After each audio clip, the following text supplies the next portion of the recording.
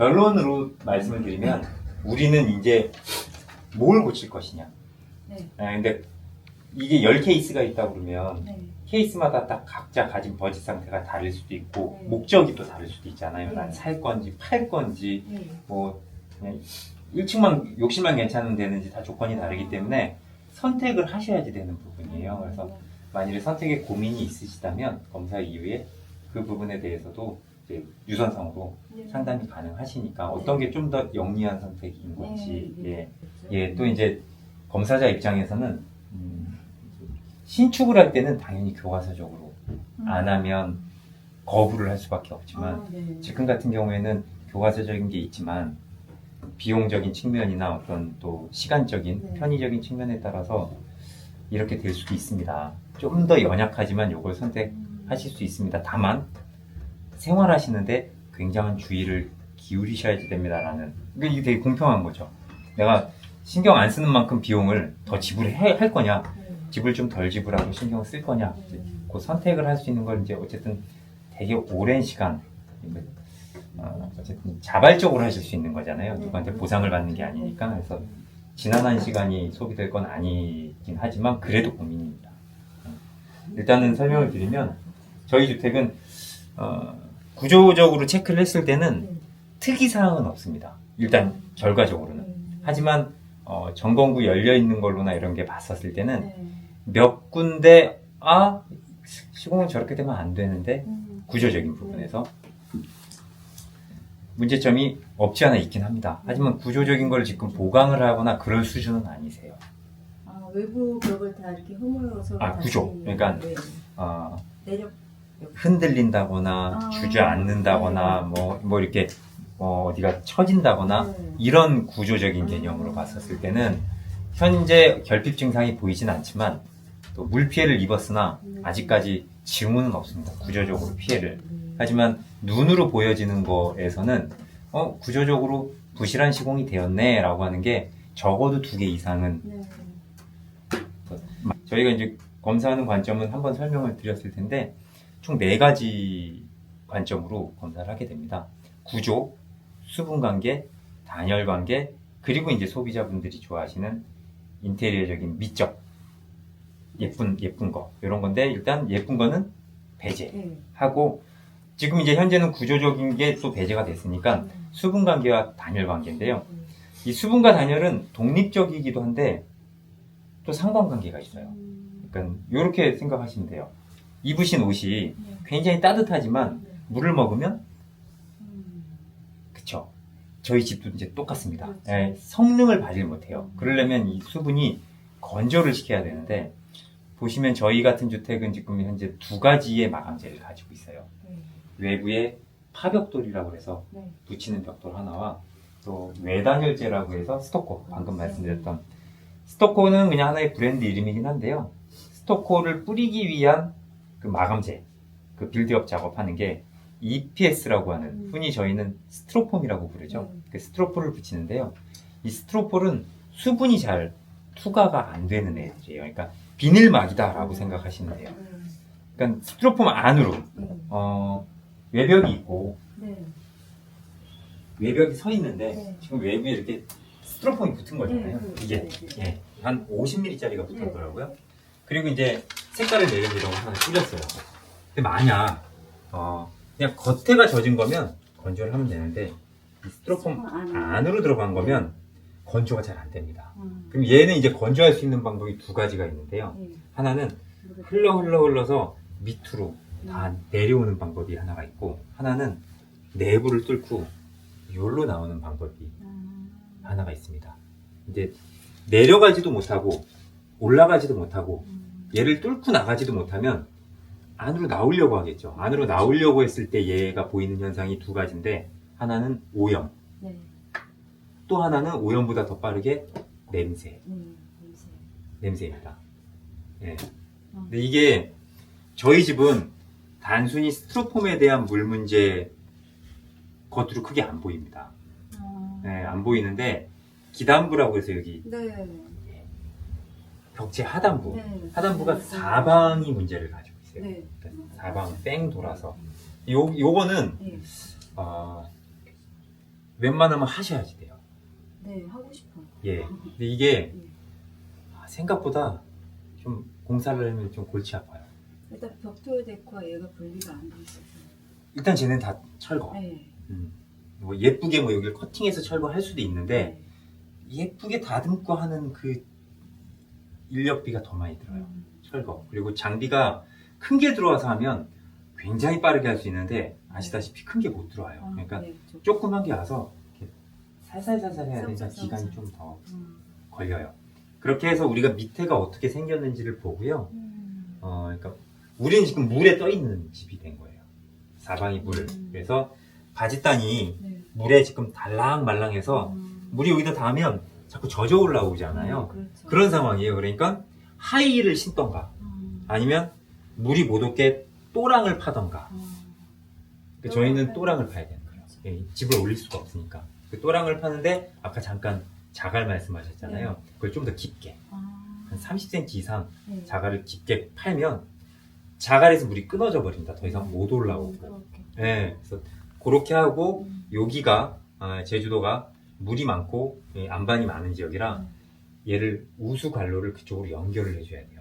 그냥 자연 배수예요. 그냥. 그게 잘 된다면 네. 자갈로 끝나는 거고 네. 물이 이렇게 찰 수도 있단 말이에요. 아. 예, 물이 차는 구조라면 우리 그냥 집에서 하수구 쓰듯이 어딘가 사방으로 그렇죠. 빠져나갈 수 있도록 자연 배수가 됐던 우수로가 됐던 거기에다가 이제 연결을 시켜주는 그 작업. 그거라면 일단 물이 차서 올라오는 피해는 막을 수가 있어요. 그게 1번이고요. 네. 두 번째는 지금 우리 외벽을 보면 네. 이런 식의 구조가 되어 있어요. 이렇게 일자잖아요. 네. 근데 실제 일자는 아니에요. 창문에서 네. 턱이 하나 나와 있고 그렇죠. 층간에서도 턱이 이렇게 또 하나 나와 있습니다. 근데 이 부분을 확대를 하면 네. 결국에는 이런 식이라 물이 여기에 고입니다. 다. 근데 네. 여기다 대부분 실리콘을 쏘죠. 그렇죠. 뭐 여기를 뭔가 코팅을 하고. 근데 이 마감 자체가 어떤 식으로 마감이 이루어지냐면 첫 번째 외벽에다 이런 EPS를 네. 붙여요. 네. 다 붙여요. 네. 1, 2층 싹 다. 네. 싹 붙이고 이거에 대한 모양, 네. 이 모양을 여기다가 덧방으로 한 장을 더 붙이는 거예요. 네. 지금 이렇게 돼 있어요. 네. 물이 들어가면 네. 뭐 그냥 비늘과 비늘 사이에 껴 들어간 거죠. 맞아요. 근데 이게 층간은 요 정도인데 네. 창문 위, 창문 위도 다 이런 구조. 창턱 하부도 다 이런 구조. 네. 이런 게 조금 더 유리하려면 원래는 이런 구조는 어디에서 쓰냐면 제주처럼 바람 많이 불고 비가 적은 곳. 비가 적은 곳에서 사용을 해야 되고 이런 구조가 되려면 이런 직각 형태가 아니라 그렇죠. 이렇게 사선으로 물이 굉장히 잘 흐르게 해주고 그냥 사선이 아니라 날개를 하나를 뽑아서 이렇게 물을 끊어주는 물끊기라고 하거든요. 네. 물끊기가 돼서 이렇게 이쪽으로 치지 않도록. 근데 제주도는 이걸 해도 아시다시피 바람 때문에 벽면에 노출이 많거든요. 그러니까 어쨌든 물 피해가 외벽에 크게 조건은 바닥에 이 또랑이 없어서 생겨나는 물 피해 하나. 두 번째는 창이나 층간 턱 때문에 생기는 물 피해 하나. 근데 실리콘을 싸버렸기 때문에 괜찮다라고 생각하시는데 아니고 세 번째로 이 바닥의 물 피해가 더 크게 해준 요건이 지금 저희가 모임 지붕이에요. 지붕의 이제 형태가 종류가 이제 모임 지붕이라고 하고 우리가 흔히 알고 있는 이렇게 세모나게 생긴 애를 박공 지붕이라고 하거든요. 박공 지붕 같은 경우에는 4면 중에서 1면과 4면만 그러니까 1, 2, 3, 4가 있으면 1면과 3면 두 면만 물바지가 있으면 되는데 모임 지붕은 4면이 다 수평이기 때문에 사방 다 물바지가 있어야 돼요. 근데 지금 저희가 하나도 없죠.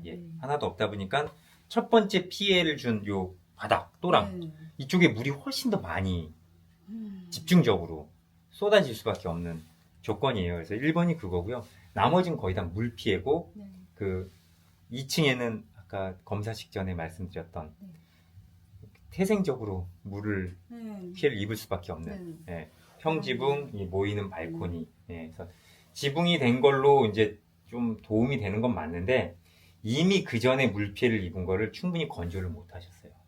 아, 그런가요?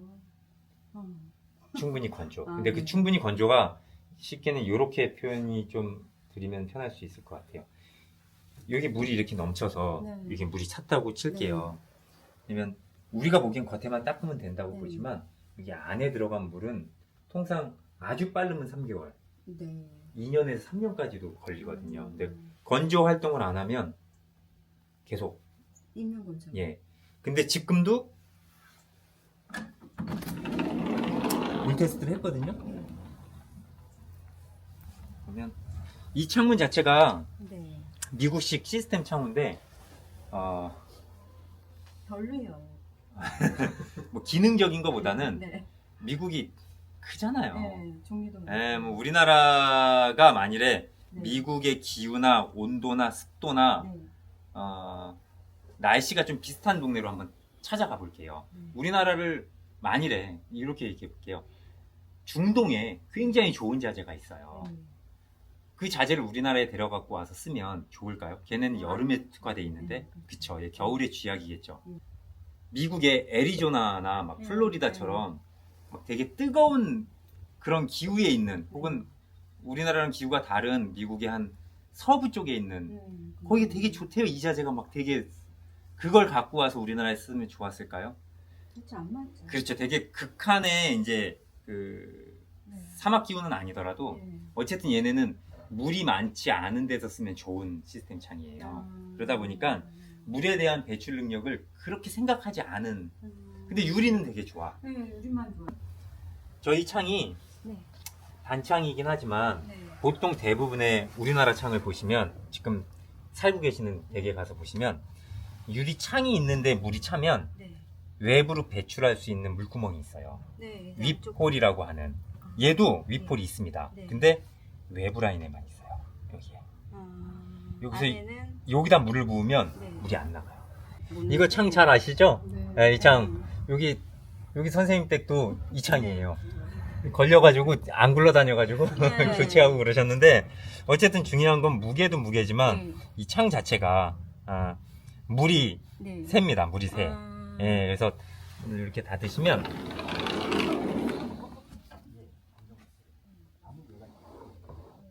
물로 닿는 물들은 빠져나가지만 차고 차다 보면 결국에는 일로 넘어가기도 하고요. 이게 바닥으로.